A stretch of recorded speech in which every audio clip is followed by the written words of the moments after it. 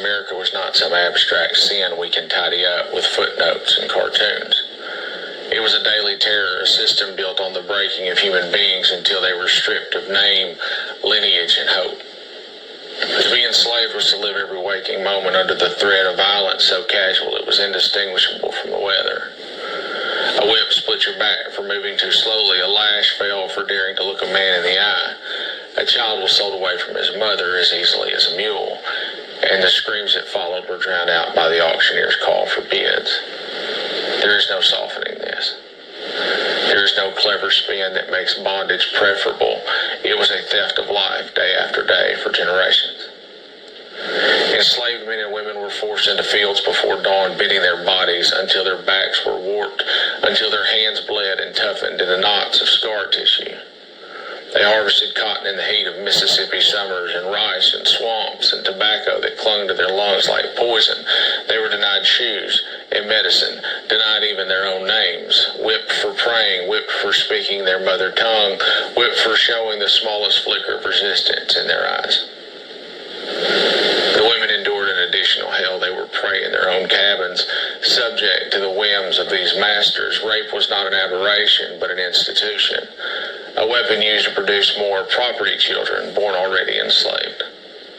Their fate sealed at birth. Husbands stood powerless. Wives endured silently or fought and suffered worse. Daughters learned too soon that they had no protection. Every intimacy was violated. Every relationship was shadowed by the knowledge that it could be destroyed in an instant by a sales slip or an owner's desire. And yet still they carved out humanity where none was allowed. They sang spirituals in fields and carried codes for escape. They wove African rhythms into new songs that would one day give birth to the blues and gospel and jazz.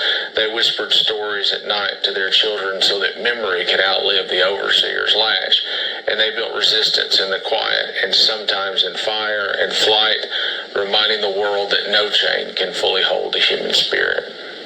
There is no pain in this world like the scream of a mother watching her child carried off to the auction block. If you can imagine it, the sun beating down on the courthouse square, men in waistcoats laughing and tallying their bids, and in the middle of it all, a child pulled from the arms that bore them. Small hands reaching, a voice breaking, his mother collapsing as strangers drag away her baby.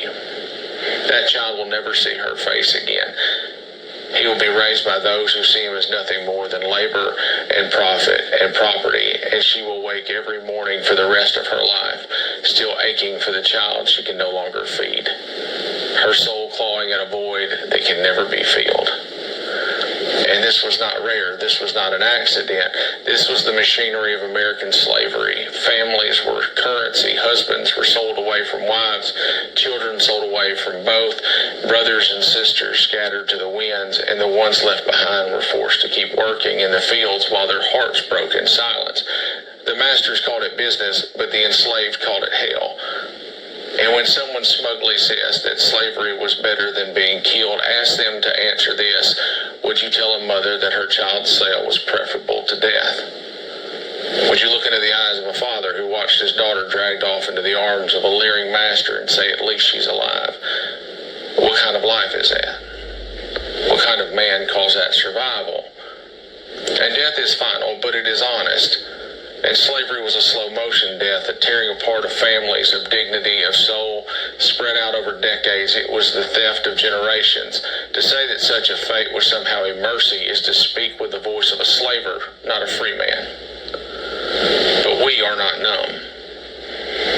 So remember the ships where black bodies lay chained in darkness, unable to move, suffocating in the stench of their own survival. Remember the branding irons pressed to flesh, the iron collars that cut into throats, and the runaway notices nailed to courthouse doors as though men and women were livestock.